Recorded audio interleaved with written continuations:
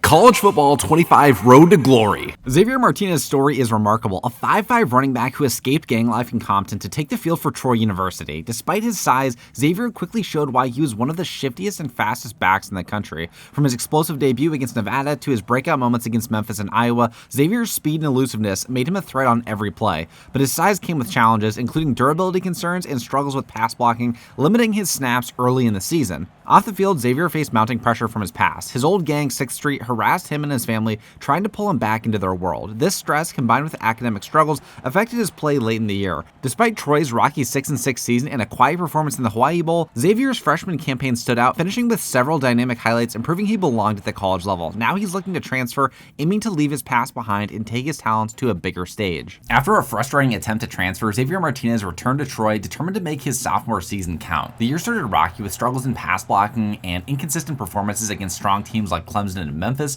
but Xavier found his rhythm mid-season, switching back to his original jersey number at number 5. He delivered some explosive plays, including a 70-yard screen pass against Texas State that he took for a touchdown, and a dominant performance against Wake Forest, solidifying his role as the centerpiece of Troy's offense. While Xavier shined on the field, chaos back home in Compton weighed heavily on him. Gang harassment escalated, targeting his family, and Xavier quietly rejoined 6th Street as a silent partner to protect them. He juggled the pressure of maintaining his success at Troy while dealing with growing demands from the gang, who now wanted inside information on games. And despite the distractions, Xavier powered Troy to a Sun Belt championship appearance and earned first-team all-conference honors. But as the season ended with a loss in the title game, Xavier knew his time at Troy was over, setting his sights on a fresh start and hoping to finally escape the shadows of his past. Right after Troy's bowl game against Akron, Xavier flew home with his future uncertain. After considering several teams, Xavier got it down to 3 schools: Duke, Oklahoma, and Ohio State. Ultimately, Xavier felt Ohio State gave him the best opportunity to go pro after his junior season and took the chance to be a starter day 1 for the Buckeyes. After a breakout sophomore season, averaging 90 rushing yards and getting 10 touchdowns, Xavier knew with a better offense around him that he could make the college football playoffs too. Xavier and Ohio State started the season ranked 3rd in the nation and had their opening game against Texas. While it was intimidating last season for Troy to play against 8th ranked Clemson, Ohio State didn't fear any team, and Xavier felt confident going into this game that he could make an impact with the best blockers he's ever had. Midway through the second quarter, Xavier had an explosive run down to the 2-yard line, and Ohio State started the third quarter with a 21-10 lead. But fast forward to the fourth quarter, and Ohio State hadn't produced anything offensively, while Texas actually came back and had a 1-point lead. The Buckeyes needed a 3rd down conversion, but Xavier couldn't hold on to the ball in traffic, and Texas got the ball again and scored another touchdown. Down 8 with their backs against the wall, Ohio State needed to produce, but found themselves in a 4th and long with the game on the line. With Xavier split out wide, the secondary coverage was smothering from the Longhorns, and Ohio State couldn't pick up the first, resulting in a massive upset win in week 1 for Texas. That game left a bad taste in Xavier's mouth, but somehow Ohio State was still ranked 3rd the following week against Ball State. Everyone in the top 10 must have lost in the first week or something. And at least Xavier got to play at home in Columbus in week 2. The offense moved the ball down the field with a balanced attack on their opening drive. As expected, Xavier was getting some great blocks early in this game, and Xavier was going to need to earn a lot of touches throughout the season, but he did get the touchdown on a run from the 1-yard line on this first drive. Martinez did well with a lot of the counter blocking concepts in this game, and he did well running routes too. Ohio State knew what to expect with a smaller running back like Xavier and used him more like a weapon and less like a pass blocker, thankfully. And there was also one positive development for Xavier over the offseason, which was that the little dude finally had a late growth spurt and went from 5'5 to 5'8, something that likely affected schools like Ohio State being interested in him during the portal. Ohio State took care of business, winning 28-0, and Martinez had 19 carries for 108 yards and 2 touchdowns. There really is no rest in the Big Ten though, as Ohio State's next game was against Oregon, now ranked 2nd, and Ohio State did actually drop in the rankings following their win against Ball State to the 14th spot. Oregon got an early lead in this game, and Xavier got some early opportunities to lead this offense. While X did well in the passing game, Oregon was all over the run at first, stopping his first 2 runs only for a yard each. Xavier started to do some damage running the ball in the second and third quarter, with Oregon putting less emphasis on the run now that they had a touchdown lead. And Oregon showed that they weren't too worried about either X or Julian Sayin though. By the end of the third quarter, Ohio State had 85 rushing yards, but just 59 passing yards for the game, while Oregon had nearly 200, and Oregon also had doubled Ohio State's time of possession. Down by 10, the Buckeyes were going to need to put a scoring drive together quickly with 4 minutes left in the game, and Xavier did what he could, but got pulled late in the drive, and Ohio State did score a touchdown, but Oregon never gave up the ball again and ran out the clock, dishing out Ohio State's second loss. The Buckeyes and Xavier got a little bit of credit for losing to the second-ranked team in the nation and somehow stayed ranked with a losing record going into their game against Kent State. Xavier was a prominent part of the offense on the opening drive, beating his man in the slot to the outside corner for a touchdown. While Ohio State was losing, his stock within the offense was rising. He was being trusted more to carry drives end-to-end, while Julian Sain was losing trust as the QB1, but Ohio State's backup was a freshman, and Ryan Day was not going to go that route this early in the season. Another positive development for X was that with his newfound 3 inches, he also had put on some weight. At Troy, if you breathed on Xavier, he'd fall over, but this new and improved version of him could actually fight through contact a little bit and extend for an additional yard or two. X was catching more passes out of the backfield before the end of the half, and Ohio State scored with him off the field. In the third quarter, it was more of the same for Martinez and the offense, just handling business, picking up yards, and there was no real danger of losing this game from beginning to end. In week 5, Ohio State had another chance to make amends with writers and journalists who said that they were an average team just beating up on easier competition as they played Nebraska, who was ranked 8th. Xavier made an impression early by taking 1 carry for 10 yards and then following it up on third down near the 50 with a breakthrough run through the gap for a long touchdown. And once Xavier had a little daylight, nobody is going to be catching him. After that long breakaway touchdown, Xavier didn't touch the ball much in the second quarter and came back in the beginning of the third quarter, getting like a 9-yard run. And then eventually Ohio State won the game 31-21. Sain had one of his better games of the season, while Xavier had about 13 carries for 90 yards and the 1 touchdown. Next, Ohio State was back in the top 10 and played Iowa, who had a 2-2 record. Xavier was mostly ineffective in the first half and only had 1 decent run coming in the third quarter. The Buckeyes' offense was inconsistent in this game, but they somehow squeaked out the win 14-7.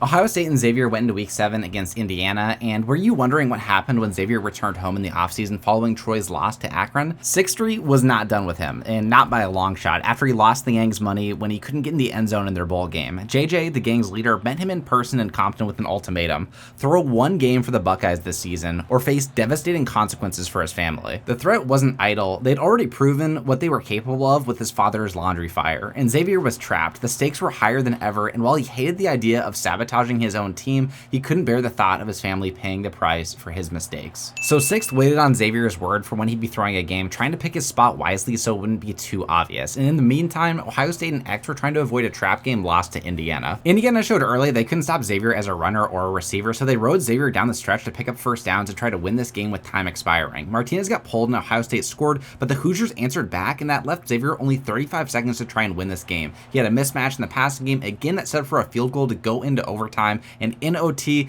Indiana missed their field goal and Ohio State needed any score to win. Xavier almost got into the end zone on the first play, and on the next play he did, playing hero for the day. Ohio State finished with 30 in this game, but mostly struggled throughout the game to get a rhythm, even though Xavier had 130 rushing yards and nearly 70 receiving yards. After the win, Ohio State moved up to the 5th spot and was looking like they had a great chance of making the playoffs after a rocky start to the season. They were still in the middle of a quote-unquote easy stretch of games, even though they just went to OT against a 1-win team, and the offense was looking good early in this game against Maryland. Xavier was getting big yards every run, and Julian Sain was looking sharp without any turnovers on ugly passes to start the game. But that quickly changed with the offensive struggles late in the first quarter and beginning of the second. Sain forced the issue on a 3rd and 8 and admittedly threw an accurate ball, but it was contested and bounced into the hands of a Maryland DB. Ohio State found themselves down by 11 before the half, and Xavier had one more run before hitting the locker rooms, and he almost took his change of direction run to the house, but got tackled just barely before breaking away. And in the third quarter, the Buckeyes really tried to establish the running game by giving Xavier a ton of touches, but it wasn't the best idea while down by so much. I get why they did it. The passing game had just fallen apart at this point, but maybe using Xavier in the passing game would have been a better idea. Xavier was getting big runs off, but whenever they got to the red zone, he was just so tired, he'd get pulled and the offense would evaporate or they'd get a field goal. It was disappointing on a roster so full of talent that without Xavier out there, they couldn't get into the end zone against even average defenses. And Julian Sain's pick was the nail in the coffin. While Ohio State did get back into this game at the end, they ended up losing 28-26. And Morris for Maryland had a great game with 4 passing touchdowns, even if he had a low completion percentage. And Martinez also had a great game, averaging nearly 7 yards per carry for 160 rushing yards.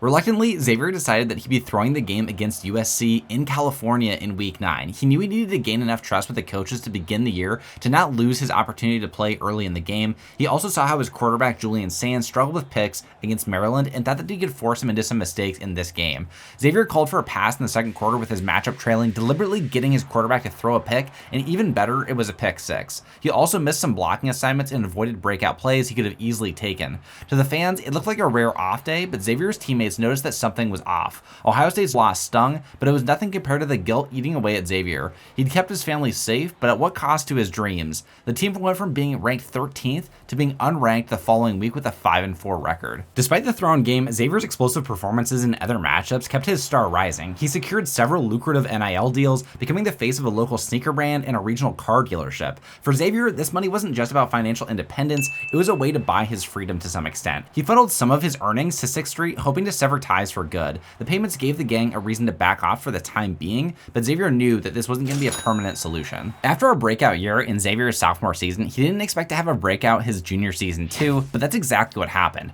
Xavier was the offense at Troy, and he became the offense at Ohio State. On paper, Xavier's record was spotless. No one suspected the turmoil that was happening behind the scenes. His superstar play put him on mock NFL draft boards, with analysts projecting him as a late first-round pick, with his versatility as a runner and as a threat in open space in the passing game. X and the Buckeyes were ranked 19th after their upset win over an 8-1 Illinois team, and with his growing fame, Xavier was approached by a local Columbus reporter for a feature story. In the interview, Xavier spoke openly about his tough upbringing and the steps that he'd taken to turn his life around. He didn't mention 6th Street by name, but he highlighted the importance of discipline, hard work, and staying focused on his goals. The interview painted Xavier as a role model, inspiring fans and teammates alike. It was a PR win for sure, further distancing him from his troubled past, or so it seemed at least to the outside world. The holidays. This all started with the holidays. Things were going so well for Xavier back in Troy, but he hated the fact that his coach, Jared Parker, wouldn't let him go home to his family during the holidays. And it became pretty apparent in the following years why that was. Over the holidays this year, Xavier returned to Compton to visit his family. While home, his friend Perry convinced him to meet with JJ, the 6th Street leader. Xavier learned that another gang was threatening to take over the neighborhood, and they were known for being even more violent and unpredictable. JJ insisted that Xavier's presence as a figurehead would help solidify 6th Street's control, and reluctantly, Xavier allowed himself to be inducted into the gang again, this time as an active member for his old neighborhood. It was another compromise, one that he made to protect his family and friends. Xavier had just had a streak of massive performances versus Illinois and Northwestern before he became a part of the 24-hour news cycle. Shortly after the holidays, Xavier found himself in serious trouble. He was identified by the local police as a suspect in a gas station robbery back in Compton. The news broke nationally, and Ohio State suspended him pending an internal investigation. For days, Xavier's name was dragged through the mud, and his NFL aspirations seemed to be slipping away. However, with the help of surveillance footage and an alibi, Xavier was able to clear his name. Though reinstated, the incident raised questions within the program about his off-the-field behavior. Ryan Day had suspended him for the last game of the year, and he ended up not winning Best Running Back because of this, but he did win All Big Ten and All-American honors. Luckily, Ohio State did win their last game, but they barely missed the college football playoffs, landing in the Holiday Bowl against Virginia Tech. Xavier returned to the field determined to silence the critics, but before the game, Ryan Day called Xavier into his office for a blunt conversation. The coach appreciated Xavier's talent, but made it clear that the program couldn't tolerate any further distractions. Xavier was going to be given this last chance to play for Ohio State in this bowl game. After that, Xavier was going to be given an ultimatum: transfer to another school or face being cut from the team.